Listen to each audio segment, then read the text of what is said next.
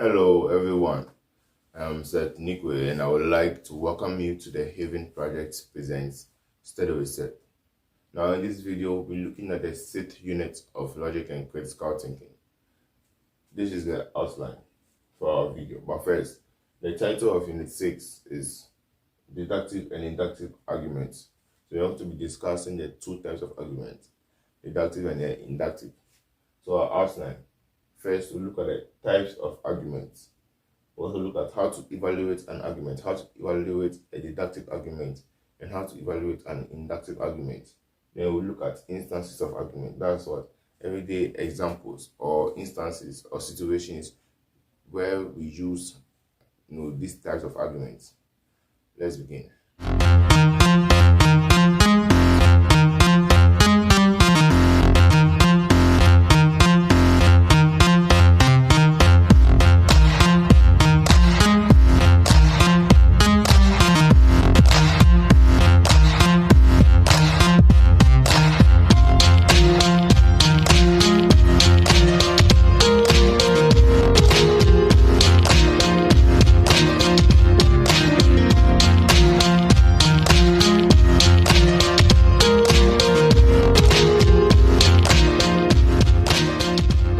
Yes, right on. Now let's start with a deductive argument. Now, with a deductive argument, it says that it's an argument whose conclusion is claimed to follow from its premises with absolute necessity or certainty. Right? We know that an argument is made up of two things: a premise or premises, and a conclusion. Conclusion is always ever only one, but the premises may be one or more. Right? We know that the premises provide evidence or give reasons for the conclusion. Then the conclusion makes its conclusion. The conclusion concludes based on the evidence provided. So we say that the conclusion draws its inference from the premises, right? So in a deductive argument, the conclusion draws its inference from the premises with absolute necessity or certainty. So that deductive arguments involve necessary reasoning, and because you are in a deductive argument, you are certain about what you are arguing about. So all your reasoning is necessary because that's what the evidence provided to you suggests. It gives you certainty. That's why you are able to work. There's always the element of certainty in a deductive argument. So that the deductive argument provides conclusive grounds for its conclusion. It's conclusive. It's sure about itself. It's certain. In a deductive argument, it is impossible for the premises to be true and the conclusion false. Right? So pay attention to the underlying, words. Those are always important. For the filling section of the examination. So in a deductive argument, it is impossible for the premises to be true and the conclusion false. We'll take a look at an example. Or before that, we'll do them together. Deductive argument and inductive argument. So now with the inductive argument, is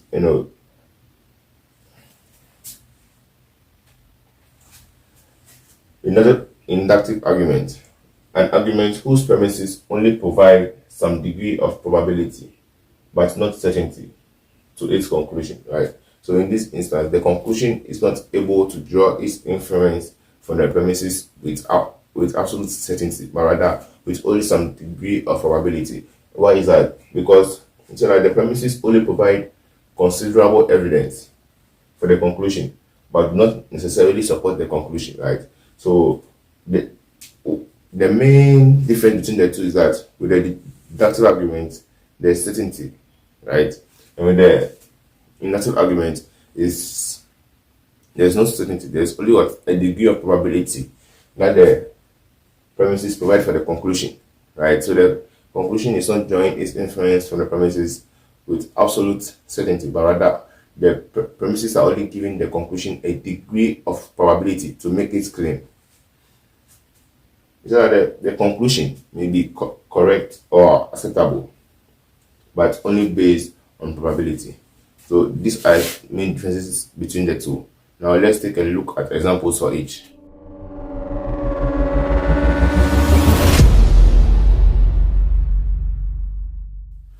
Yes, so now we take a look at the examples. Here's the deductive argument. So we'll do this first. See, premise, conclusion, right? This and this are providing the evidence. This is making its inference from this. It's drawing its inference on the two premises, right? So we have premise one. All African footballers were born in Africa.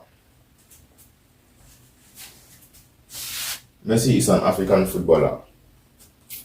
Conclusion. Therefore, Messi was born in Africa. So, as we said, it is very obvious that in this argument, this conclusion is making its claim with certainty from the two premises. Why? Because it says that all African footballers were born in Africa. Messi is an African footballer. Therefore, Messi was born in Africa. This is what a deductive argument looks like. That's the element of certainty, right? It involves necessary reasoning because we are saying that all African footballers were born in Africa. Lionel Messi is an African footballer. That's oh, this is all for a reason. It will all make sense. So conclusion. Therefore, Messi was born in Africa, right? But on the other hand, the inductive argument. These are the premises. This is the conclusion. This one says that most African footballers were born in Africa. Messi is an African footballer. Conclusion. It is likely that Messi was born in Africa. You realize that with the inductive argument, the conclusion is not really sure, right? As we said, the premises only provide some degree of probability, but not conclusive grounds, no, not certainty to the conclusion, right? So the conclusion is only making this inference based on the degree of probability that the premises are given to it, right? So that's it. So the main difference about the deductive argument, there's that element of what certainty. The inductive argument lacks that element. It lacks that that character. Rather, it only makes its claim based on some degree of probability which the premises give to the conclusion. So what do we do next, right? Now I want to look at how to evaluate an argument, right? Obviously, you saw me putting Messi is an African footballer on the board, and you might be like, what's wrong with this boy? Is he mad? Right? I'm not mad. It's not for a reason, as I said. How do you evaluate an argument, right? The criteria for evaluating a deductive argument and an inductive argument are different. They are based on the same, reason, but they are different, right? With a deductive argument, there are two ways to evaluate it. That's validity and soundness, right? In validity, an argument, a deductive argument can either be what? Valid or invalid. And with soundness, it can either be what? Sound or unsound. The inductive argument, the evaluation is what? Strength and cogency. For strength, it can either be strong or weak. And for cogency, it can either be what? Cogent or uncogent.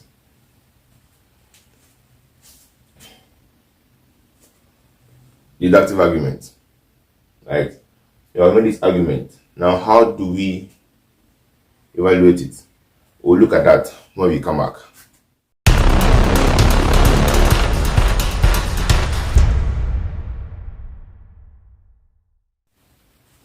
So, as we were saying, now we're going to look at the evaluation, right? So, with the deductive arguments, right? You have validity and soundness. Now, we use the premises to make our evaluation, right? Both of the criteria, the validity and the soundness. We use what? The premises, right? With the validity, it's dealing with assumption, right? And with the soundness, it's dealing with facts. Now, according to validity, if we assume that these two premises are true, it is impossible for our conclusion to be false, right? So logically speaking, if we assume that all African footballers were born in Africa, if we assume that this is true, right, and we also assume that Messi is an African footballer, right, then our argument will be valid if then our argument will be valid if our conclusion supports it, or basically saying, if our conclusion, if we assume that our two premises are true, it's not possible, or it is impossible for our conclusion to be false, right? So, in a valid deductive argument will be an argument in which, when you assume that premise one and premise two they are correct, right? All African footballers were born in Africa. We are assuming it's true. We are also assuming that Messi is an African footballer, right? Then it is impossible that this statement right here will be a lie. So therefore, Messi was born in Africa. According to validity, we say that this argument is what?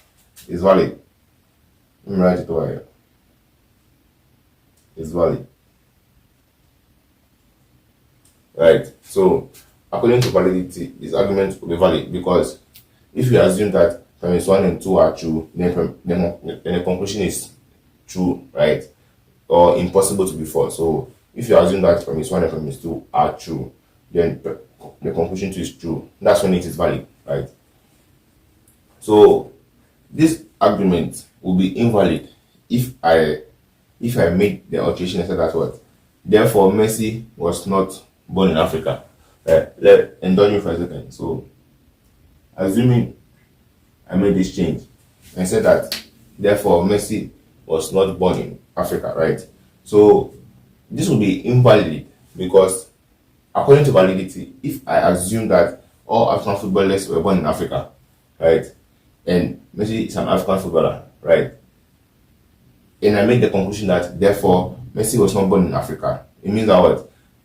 Even with my assumed two premises, my conclusion is false because it's not drawing its inference from my premises, right? So it will be false.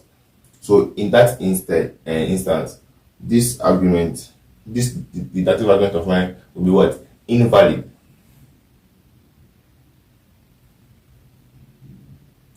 I hope you're getting the difference, right? Validity, that's what assumption. Now let's look at soundness. With soundness is all about fact. Soundness is talking about the fact of the matter. So we say that there's a negotiation for a sound argument. So SA is equal to true premises. That's a valid argument. Right. So over here you will realize that a deductive argument may be valid, but it may not be sound, right?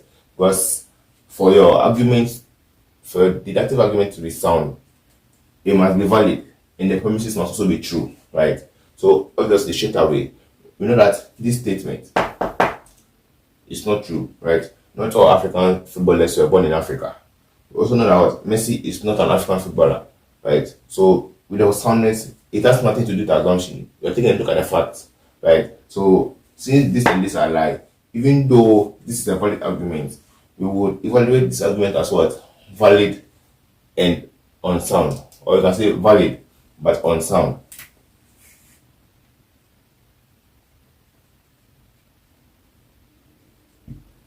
That's it, right? It's the same thing too for the inductive argument. So keep in mind, the explanation that I gave over here is the same thing for this as well. But these are the words have been changed, right? Given the fact that this has to do with what? Certainty, and this has to do with what? Probability, right? Remember, it involves probabilistic reasoning. So, strength. So with strength, it's also the same thing. If we assume that premise 1 and premise 2 are true, then it is impossible, also it is improbable. With a strength, right? Let's say strong, right? What will make an inductive argument strong? An inductive argument will be strong if when we assume that the premises are true, it is improbable right? Not impossible this time, improbable.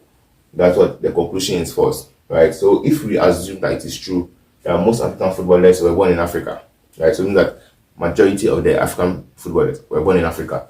And we say that Messi is we assume that Messi is an African footballer. We can make the conclusion, and this conclusion would probably be true that what it is likely that Messi was born in Africa, right? So remember, it says that if the premises are assumed true, it is improbable for the conclusion to be false. Improbable for the conclusion to be false. Another way of saying it is that if the premises are assumed true, it is probable for the conclusion to be true, right? That's a better way of understanding it, right? So if we assume that the premises are assumed to be true, then the conclusion too is probably true, right? Take note. Sorry.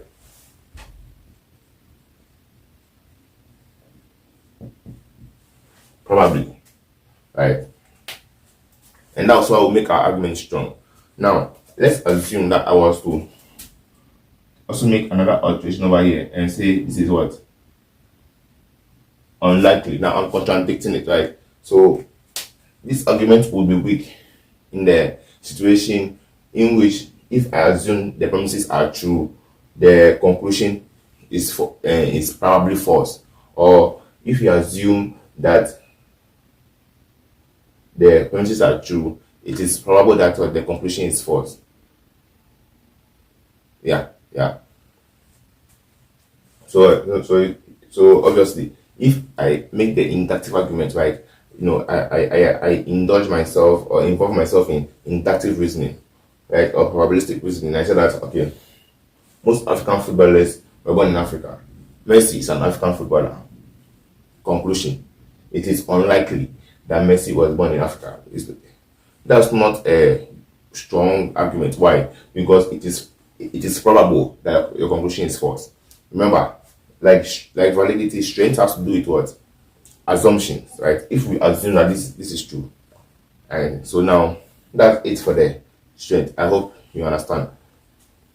With the cogency now so what looks at what truth.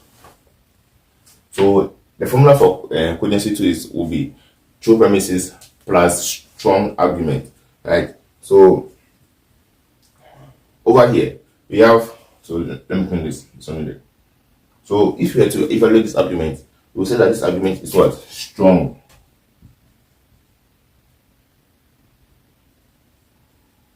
Why? Because if I assume the premises are true, it is probable that the conclusion too is true. Now, yeah, cogency, as I was saying. So now, let's cogency, yes. Now I said that it deals with what? Facts, truth of the matter, right? Now we know that most African footballers, okay, this is probably true. This is probably true. Yeah, it's true. Most African footballers were born. So this is a true statement, right? The truth value of this proposition or this statement is what? True. But Messi is not an African footballer. So this is false. So the presence of this false premise will make this argument uncogent. Right? So we'll say that this is strong but uncogent.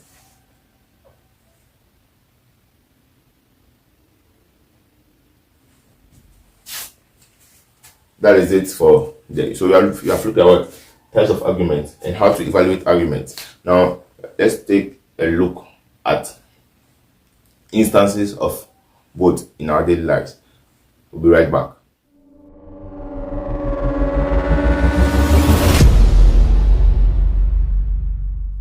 Yes, so now we are going to look at some instances of the arguments that we have discussed.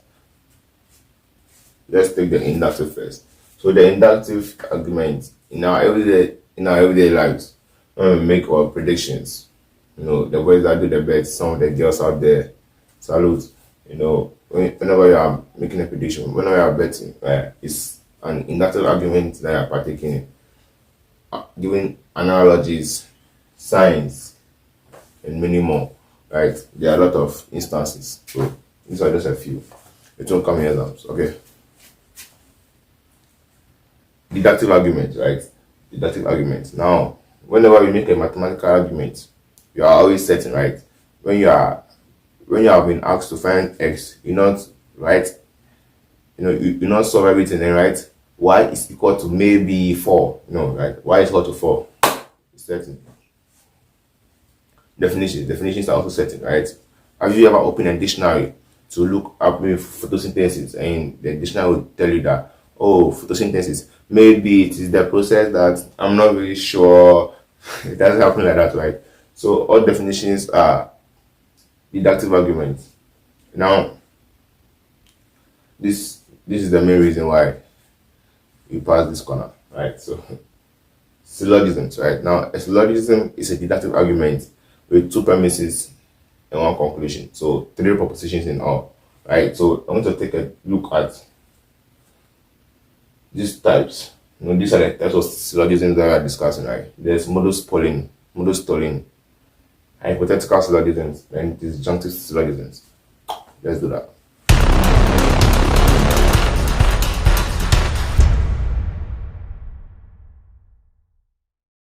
Yes, now we're talking about syllogisms, right? These are instances of deductive arguments, right? All syllogisms are deductive arguments, but not all deductive arguments are syllogisms. So the first is what? Modus ponens, right? Now this is basically what? Affirming the antecedent. Antecedent meaning what? What comes before, right? And this is the format for all modus ponens or syllogisms, right? The first is if A then B, A therefore B. Remember, if A then B, A therefore B. Not if A then B, B therefore A. Doesn't work like that. So if A then B, A therefore B. This is an example, right? So premise 1: if you are a Christian, then you must always read the Bible. Premise 2: I am a Christian. Conclusion: therefore I must always read the Bible. Let me give you a second. Try to identify A and B in this example. Okay. If you are a Christian, so this is A, then you must always read your Bible.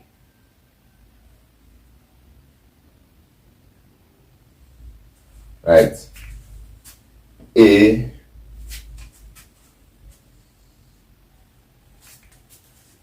I am A, C. Therefore, I must always read my Bible. Therefore, what? B.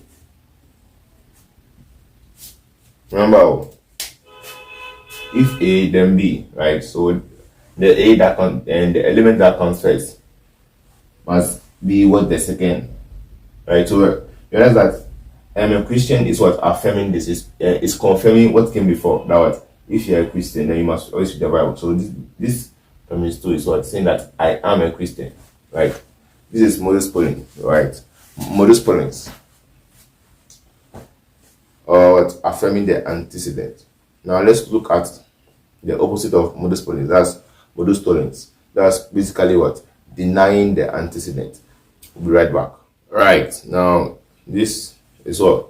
Modus tollens, right? As I said, is what? Denying the antecedent. So right here, it's it's denying the antecedent, is denying what comes before. So in this instance, you have if A then B, not A, therefore not B, right? So if A then B, not A, therefore not B. So you got it's denying the antecedent. Use the example, same example, right? To make more sense and to make it more clear, right? So premise 1: if you are a Christian, then you must always read the Bible.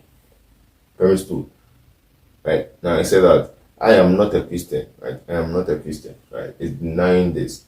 Therefore, I must not always read the Bible, right? So A, B, not A, therefore not B,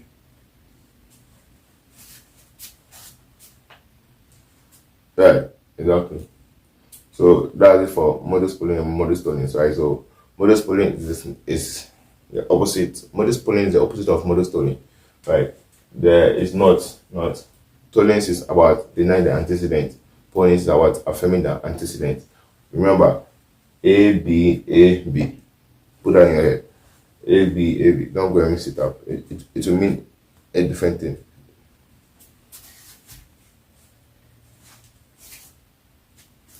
Yeah. Let's look at the next hypothetical syllogism. Now we're going to look at what?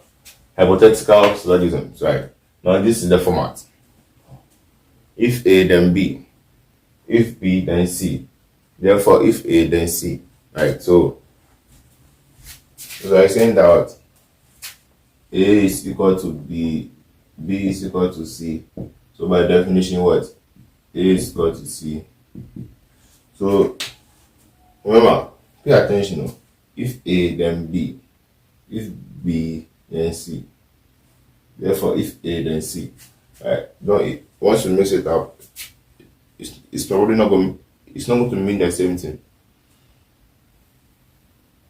This example: if you eat, then you will be full. If you are full, then you will be happy. Therefore, if you eat, then you will be happy, right? If you eat, so if you eat, this is A, then you'll be full. This is B. If B, then C. Therefore, if A,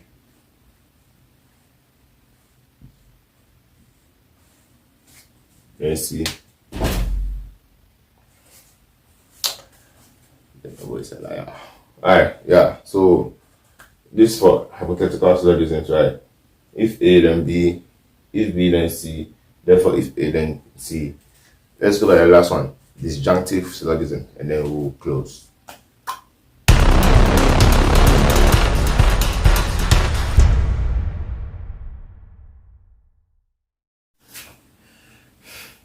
The last part, okay. Disjunctive syllogism, right? Disjunctive syllogism. So this is the format. So how it works is that in this kind of argument, two options are presented and one is selected by eliminating the other. So and it usually contains either or, right? So when you see either or some words that indicate that there are two options, right? And you must choose one and eliminate the other, right? So either A is true or B is false. A is true, so B is false, right? Either A is true or B is false. A is true, so B is false. Alright. An example. Either you are strong or you are weak. You are strong, so you are not weak, right? You are one, so you cannot be the other. Right? That is it for this video. We've done a lot and it's been wow. It's been long, but thank you for watching. Thank you for your patience and your time, to watch my video. I appreciate you so much, and please don't forget to like, subscribe, and share. All right, thank you once again. The Heaven Project. I'll see you in the next video for chapter 7 or unit 7, and it will be done forever with logic and critical thinking. Thank you very much.